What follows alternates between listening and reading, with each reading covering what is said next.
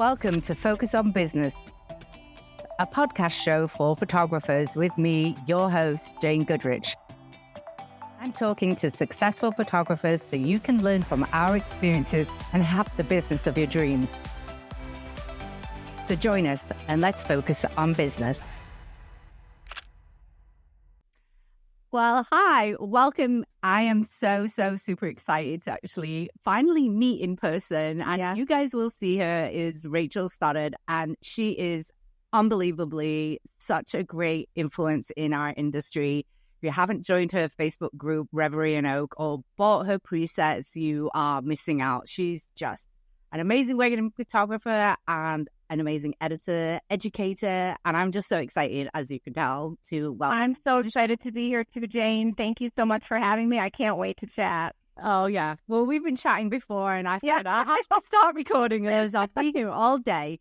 So tell the audience a little bit about yourself if they haven't heard about you, like what got you into photography. I'd love to hear your story.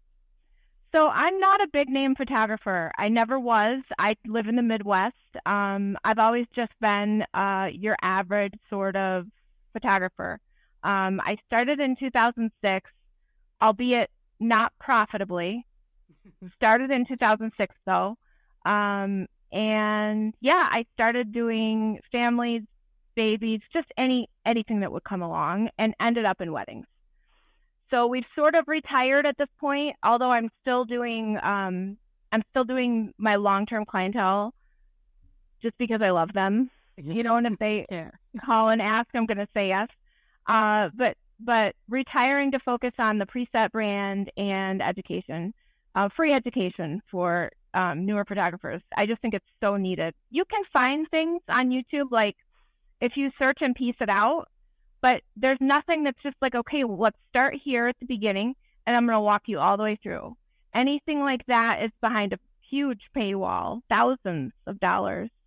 And I love to teach, so I just figure, why not go that direction? And you're an amazing resource. Like, the group is always, and it's a positive group, which I love, and like almost realistic too, which I like. And how did you get into photography? Like, what made you just pick up a camera and be like, oh, I love this, I'm going to do it as a job, you know? Right. So the first experience I had with photography, I was about 10 years old maybe, and with a little disposable camera. And do you remember troll dolls? Yes. The ugly little dolls with the hair. I loved those. It's so funny that like now, that's what we had back then, was these ugly little troll dolls. Now girls have like Bratz dolls and like cute little, we had trolls. So we had the worst one were the Cabbage Patch Kids and the Garbage Patch Kids. They were so ugly. Yeah, like so ugly, but they're so cool. Yeah, for sure.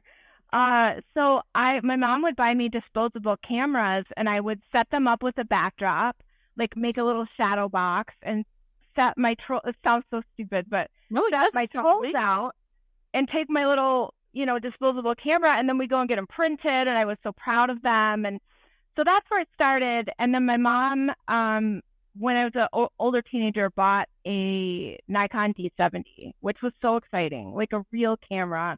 So I just dove into learning the exposure triangle and anything I could learn.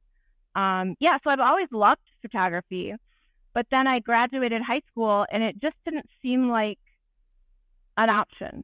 Anytime I would mention that as an option, people would say, oh, that's, don't you want to go for something where you'll make money, or you're going to be a starving artist?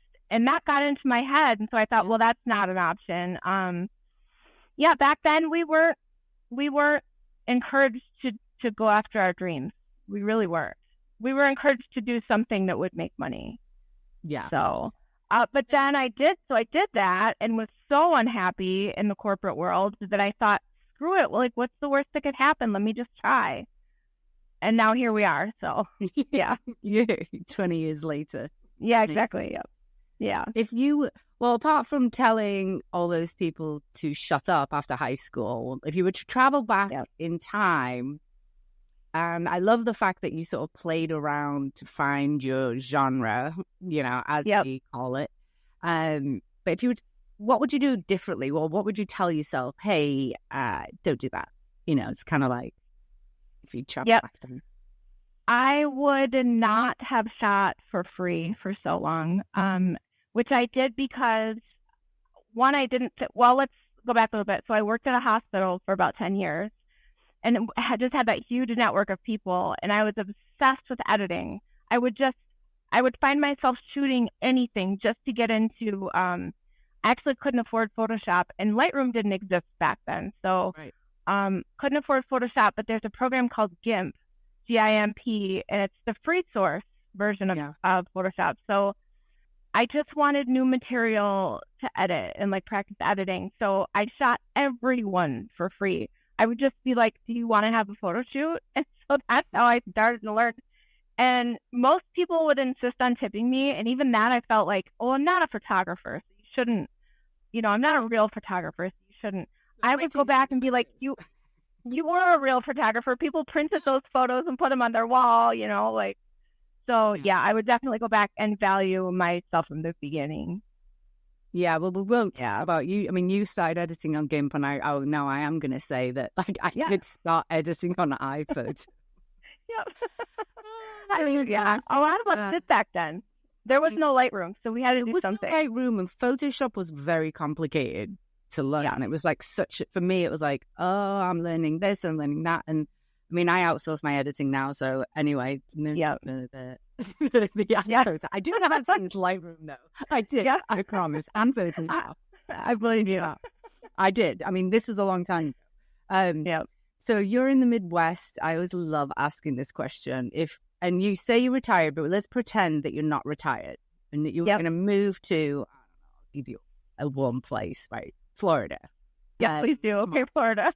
In 3 months, you're moving. Like, what would you do to start your wedding photography business in Florida? I would want to be there physically if I could. I would want to maybe take a couple of trips and like vacation in the spot that I was going to live, just to try to meet some people. I think that people are your best form of marketing. One person turns into 50 people. So the person in front of you is not just the person in front of you. It's everybody that they happen to, to mention you to. So I would just try to go down there and get in front of people, like maybe even just hop in on a yoga class and just meet some people. I really think that's the best way, to get yourself out there. Once someone hears your name and they remember you, they won't forget it. So if they are having a wedding, then they'll at least remember you and maybe look you up. So I think I would try to take some actual trips. I love that. And I love the fact that you actually mentioned, I'll probably just take a yoga trip. Just a yoga class. Because what I like about that is you're doing something that you normally would do. You're introducing yourself, and you just never know who you're going to meet. And not everybody is going to be the one that's referring you. Like, I remember when I first started, I tried a lot of things. And I remember being so excited about this sweet shop that opened in town. And I had all my images all over the place. And I'd spent so much money putting them up there and done like 3 shoots for them. I thought, this is it. I got 3 requests for like dog donation societies or something.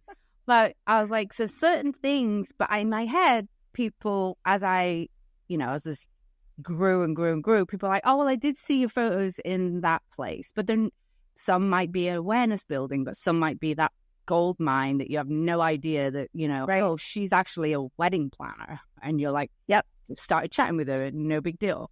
Yeah, you just never know.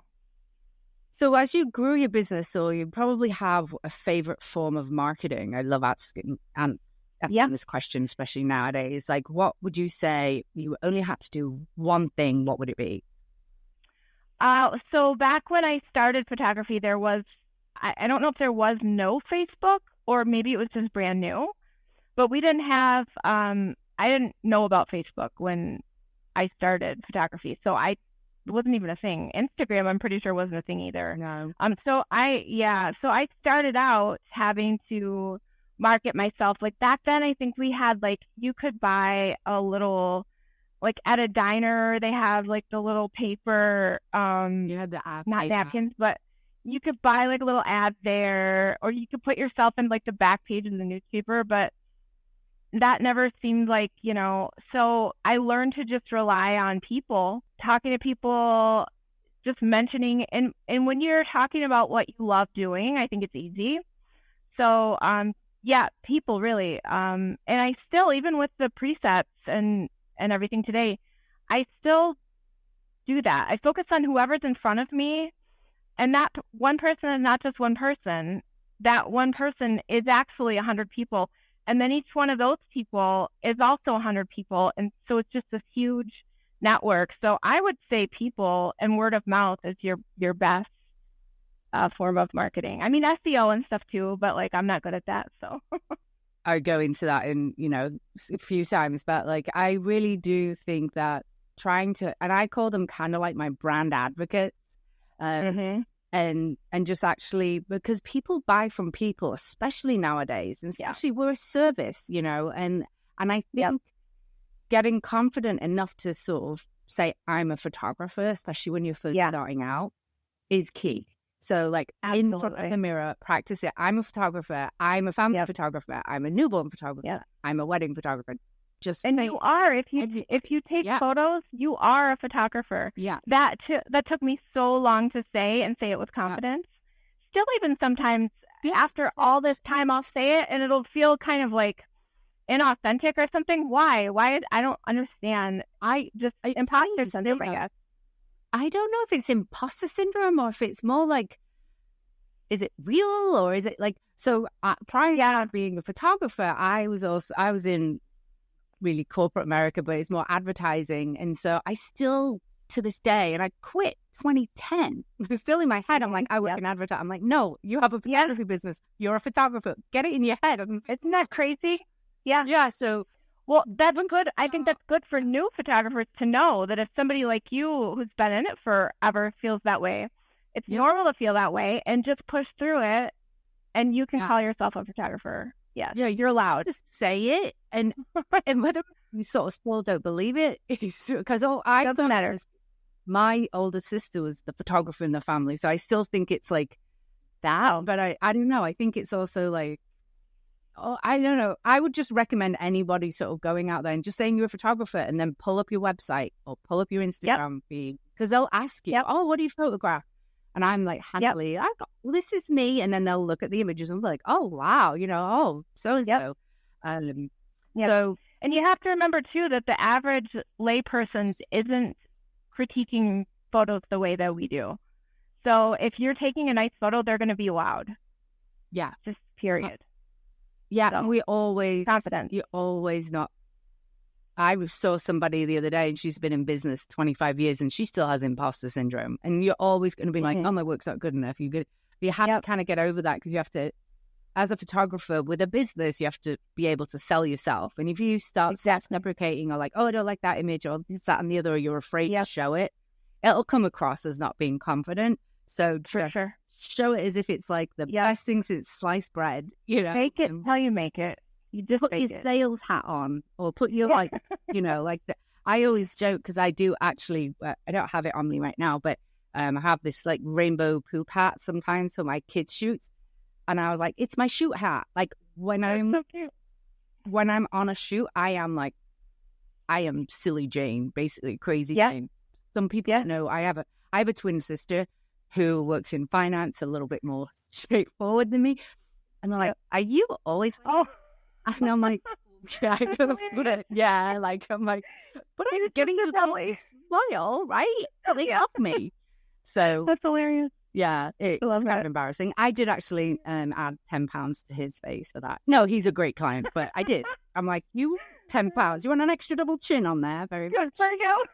Yeah. Oh yeah. No, I'm cheeky because he's. I love it. Yeah, well, he actually is he has a twin, a boy-girl twin, and he has boy-girl twins. So he's like, I hated when photographers would make us hug and kiss, so I would do it to his kid every year just to piss him off. I'm like, see, that's what you get. Yeah. So being a photographer, like, when did you go kind of full-time into it, or was it always part-time, or like, how do you balance that, or when did you think, no, I'm going to do it full-time? So I was working at the hospital still, and I was married and had a small child, and I filed for divorce in January of 1 year. I can't remember the exact year. I think I've blocked some of it out. You know what I mean? Like, so it was a hard time. And then the very next month, I got laid off from my job of 10 years, and it was a good job. Back then, it was like I was making $20 an hour, which back then was really good. Right. And so now I'm getting a divorce. I have no job. I have I didn't have anything to lose, and in fact, I had to make money. So that's kind of when I started. Yeah, it was the push that I needed, because I don't think I would have left that job because it was so easy. And yeah, there was no patient contact. It was all like behind the scenes. It was great money. I loved the people, so I never would have quit. Right. So thank God. Yeah. And the universe was sending you in a completely different direction of new start with new, new energy, and like, I just really think, Rachel. Yeah, I truly think if something is going wrong in your life, it's probably going right. You just have to hang in there. Hang in there and find out. But your world could be exploding, and you're gonna someday realize it was the best thing. You just gotta hang in there. I wholeheartedly agree, and especially as you're and during this time, especially we're seeing, in a recession, and people are like struggling to get bookings, and it's like, as a, I'll say my advertising days is like those companies or the businesses, the brands actually stayed marketing themselves, sort of invested in themselves, like throughout any recession, do so much better once the recession is out of it. So if you just sort of like ride it, and if you keep your business open, or if you take on some part-time work, because not everybody can just be like, hey, I'm just gonna quit my job and be a photographer full-time. You can't. Yeah, exactly. It takes time to build the business and awareness, and you were lucky, you sort of had already built your net. Yeah. Right. I had built it. Yeah. And like, I started too soon. I know that. Like, I wish I'd have sort of had another year of cushion to sort of like get my brand awareness going, because it's not an overnight success. You can't just put up a Facebook post and say, oh, my mini sessions. It's like, no, it's going to take time. It's a lot of work. But when you think about any other career that you go into, you're looking at least probably 4 years. So, if you take 1 or even 2 years to invest in your photography career, it's still a lot less than if you were to go into nursing or anything else. So, I think people should remember that too. It's okay to take a year or two and invest in yourself, and then launch when you're proud of your work, you're sure of yourself. You can launch it at prices that will keep you going, I mean, no one thinks of, like, everybody wants overnight success, but no one thinks about that. I don't think, anyway, that every other career has a period where you have to go through the ringer and just do it. Like, it's okay. Train. Yeah, it's okay. Yep. And it's also like a sort of a, as you're in the awareness stage, right? Like the brand mapping, like you're in this awareness stage. What are you doing to build awareness? Okay, you have a website. I outsource my SEO and blogging because I can't read for like I was doing a sentence together. Thanks, Mom. No hard always told me that. But it's also very technical, because like even if you're writing, I ended up, the long story, but I got Google blocks. I was just blogging every session with no words, and people were like, you might then Google blocked me. So I highly recommend just, unless you really know SEO or blogging, just hire someone, or, again, that is a skill. That is a business, someone's career path. You can't be everything. Yeah, so you can't be everything. Yeah, like even the website, I had hired someone to develop it, and it was taking forever. And so I ended up having to have it as a sunk cost and then do my own, which I shouldn't have done. But it was like, I just needed it out there because I didn't have a full-time job. So I wouldn't recommend it. Sort of like build your website, build your following, build your base, still be learning and be charging, but just do it part-time. And then when you have enough days, email list, a ton of, your clients are repeating, then you can go full-time into it. Yeah, exactly. Yep. That's the way to do it for sure. Yeah. I agree. So do you have any, so you're sort of retired now and you're keeping your favorites, which is sort of envious, right? But like when you're booking and you like booking a wedding or booking another shoot and you're like, whoa, this is a red flag for me. I am not going to be a happy camper taking this client.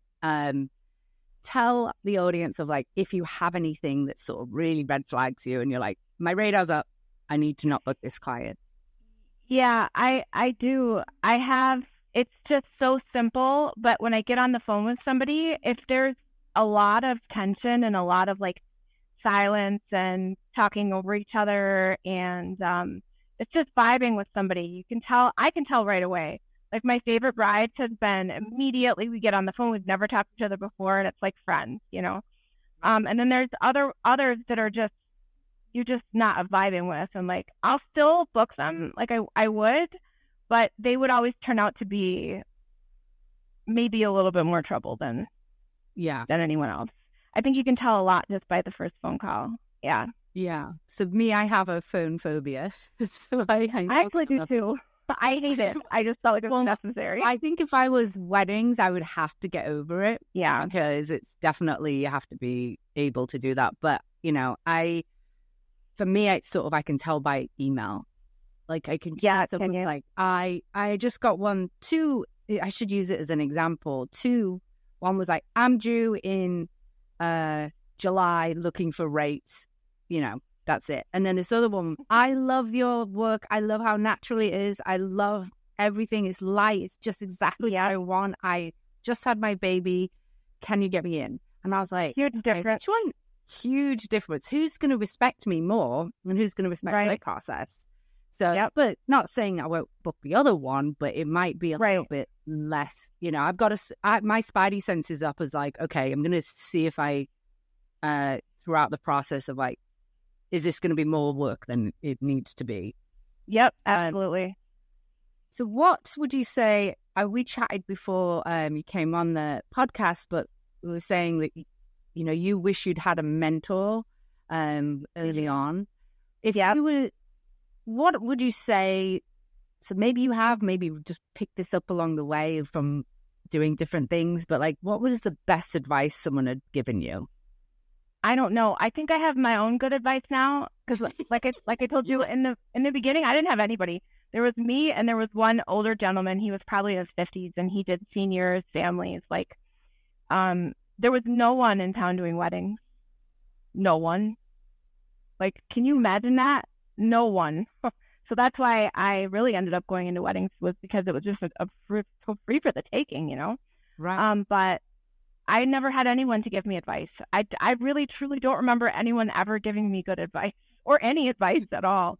But yeah, I think that just taking the client you have in front of you and putting literally everything into them. So forget it, like when you're working with a client, forget about marketing, forget about social media, put everything you have into that one client, because the better, you know, impression you make on them, or the more they love you, the more they're going to tell their friends. Like, I used to send each bride like a little gift, like a personalized gift. I'd get to kind of know who they were, and I'd put something really personal together for them. And that would immediately go on Facebook. They would tag my business, like, and then there's my marketing right there. And all I did was focus on my client. So I think that's probably my best advice, is to put everything you have into the client in front of you. You don't always have to be thinking about the next client. If you're right, think about the client you have now. Yeah. I absolutely love that. I remember over the last year or so, a couple of years, I've been shooting less. And what I realize is, wow, when I'm on a shoot, like I am in that shoot and I'm in the zen, and I miss that, right? Because I'm so focused on that shoot. And I remember you reminded me, I don't know why you reminded me of this, but like when I first started, I remember going to Adorama in New York City, and Tamara Lackey, who's an amazing family photographer, was speaking there. And she said something about, after I give everything, and then after every shoot, I'm so drained. But I know I've done a good job. And I was at that time, had a really bad habit of being like, okay, well, I need to go to Starbucks and McDonald's before every shoot for my energy because I'm so exhausted. I did get off that. That was only lasted a few. Amazing. You know, the Starbucks that Starbucks, the pandemic stopped it, but I did have it. I was like, I need my Starbucks. It became such a clutch of like, I have things like that too that I have to do before. Yeah. If I don't plan enough to be able to get my Starbucks before the shoot, then I feel like something's going to go wrong, which is. Yeah, I know what you mean. Yeah, totally. But it made me realize that I'm okay if I'm exhausted after the shoot because I've given everything to it. And that's okay. You know, it's not that you're unfit and eating too many McDonald's, Jane, but you know, that's another story. I think it's so funny how photography attracts, like we're all the same. I feel like we are all the exact same. A little introverted, like ADHD quite often, perfectionistic, like we're all the same. It's so interesting how I don't know any other career that attracts such a niche personality. Yeah. But I feel like we really are all the same. Yeah, I think that we are. And the ADHD part is definitely, I mean, that's basically the reason why I got diagnosed in February of 2020. And I was like, I'm going to create software. Yeah. Isn't that crazy? I'm like, this is why I don't like my business. Like, this is why I don't like my business. All of these different softwares, I'm going to make all in one. And I'm just going to do it. Because you did it. Yeah. Yeah. I was like, that's amazing. Okay. But the ADHD, and actually it was pretty much the best diagnosis I ever got because I'm like, nah, that's why everything makes sense. And it's just me. Yep. And I will say, actually, the best piece of advice my dad actually gave me was, and it's to do with sort of like the quality of your work, because I just would always beat myself up on it. And he said, and I think he gave me a quote, and I think it was Sting from The Police, like dating myself now. And he's like, every artist hates every musician hates their first album. And I kept saying that in my head, and it was like, really? You're going to keep getting better. And so that led me, and I don't know if a photographer said it or somebody said it, but it's like the only photographer that you need to be better than is the one you were yesterday. Yeah, that's it. That's so true. It's so true. And don't compete. If people are, you know, like if you're walking away from looking at social media, I'm so grateful that I didn't start doing social media because me too. I would have not probably made it because there's so I would have quit. There's so many photographers out there that you look at and you're like, oh my gosh, they're so amazing. And they've been doing it a lot longer than you, or they're a stand shoot, you know, or like that. It's all just try and stay in your own lane. I say that. Well, no one thinks about the fact that people are thinking bad about you too. There's probably somebody out there who's, you know, maybe not a photographer yet. It's all right. I'm not the best photographer. You know what I am? I'm the best photographer for my clients. That's it. And I'm not perfectly technical. I'm not perfectly lit. And I don't claim to be. But I'm the best photographer for my clients. Yeah, I feel the same way. I've never been I am a great editor, but I'm not a great photographer. It just is what it is. It's fine. It's totally fine. You don't have to be the best at everything to be successful. You don't have to. You don't. You'll be fine. A little bit better at the business side because it's a business and you won't need to get the clients. That's the issue is like how to get the clients. But as long as there's no best because it's all subjective. Yeah, absolutely. I totally agree. Right? People are like, look at my work and be like, oh, it's so flat. I'm like, you know what? My clients like it and I love it. I don't care. I don't care if it's flat and don't hire me then. Lighting. I don't care. And usually it's photographers, but I'm like, okay, go ahead, criticize me. I've been doing business for 14 years. Yeah, exactly. Brush it off. Yeah. So let's get into a funny shoot. What's your funniest shoot, worst shoot, or what you've like, did that really happen, Rachel? Like, you know, like when you're like, holy moly. There is one thing. So I didn't have to think about it long to like come up with the very worst. It was the very worst shoot I had ever had. Well, actually, I'm going to hit the back. It was the worst moment. So it was a couple of years ago. I was shooting, and I live in Michigan, so it's lake effect weather. We can get 10 inches of snow in like an hour, just out of the blue. So I'm shooting a winter wedding, and there had been no snow all year, no snow at all. And the bride was like praying for snow. She really wanted it. And so I was kind of hoping for it too, but I just thought it's not going to happen. It wasn't in the forecast. Totally wasn't going to happen. So it took place down by like a lake. And lake effect snow is cold. It's like very cold. So I just didn't plan properly, I guess. And I left the house in these tiny little like slip-on shoes.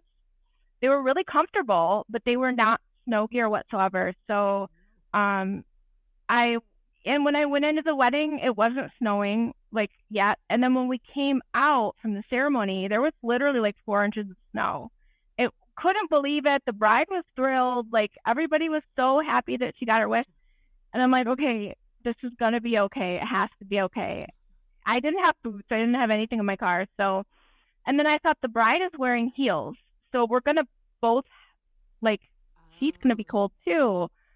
But they wanted specific photos down, like, by the water. And it was so cold. And there was literally 4 inches of snow. And I'm wearing these tiny little, like, fabric shoes, you know?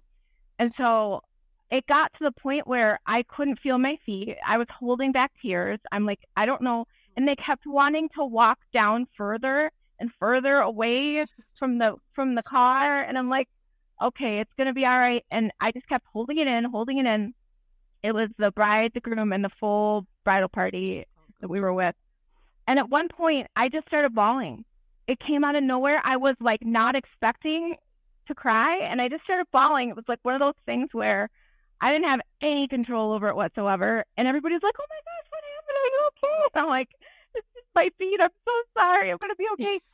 The groom offered to carry me back. It was and of course I declined. I was like, no, absolutely not. And I was just so mad at myself for one, not planning. I could have just put boots in the car just in case, you know, and for crying. It was horrible. But the moral of the story is just plan ahead, you know, like bring whatever you can. Have a pair of boots in the car.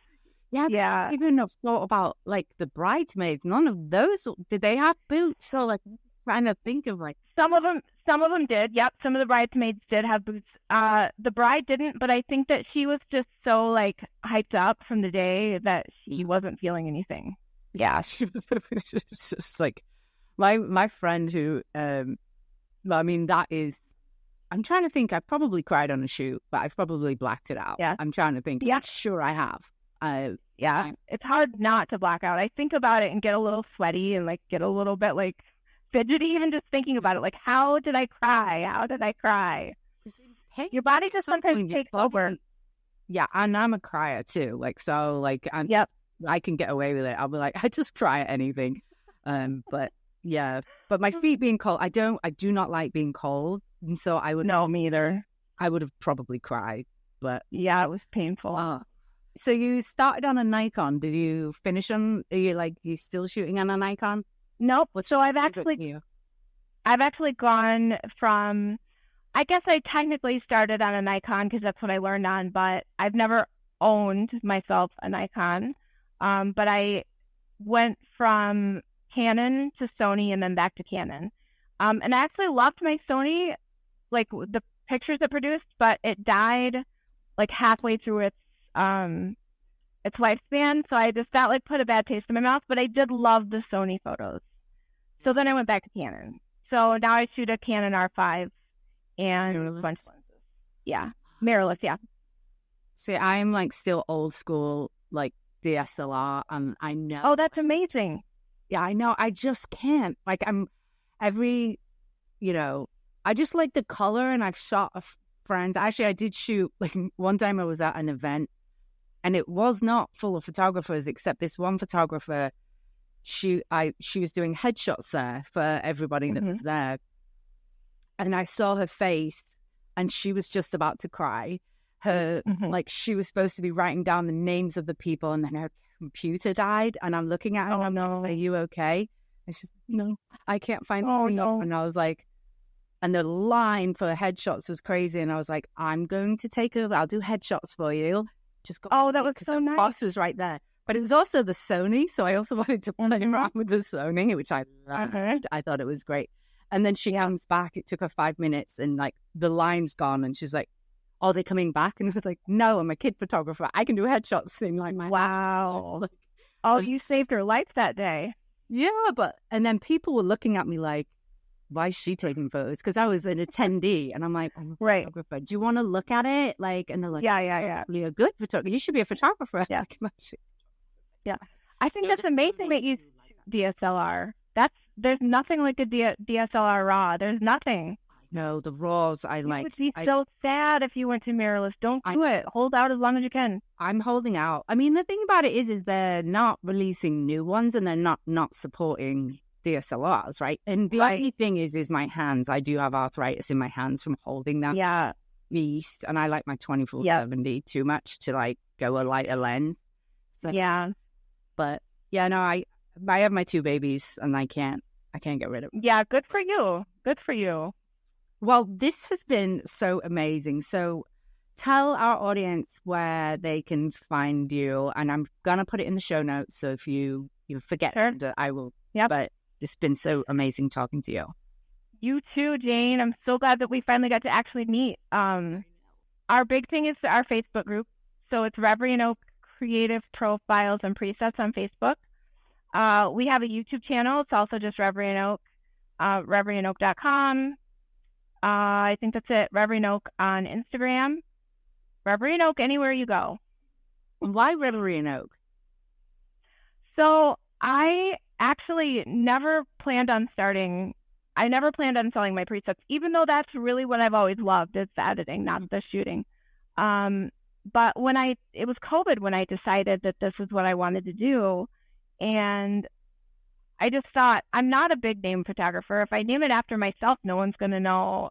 Because there's like, who's that, And so I started writing down words that I wanted the brand to represent. Like, what did I want the brand to be? And the word dreams was in there, and the word strength.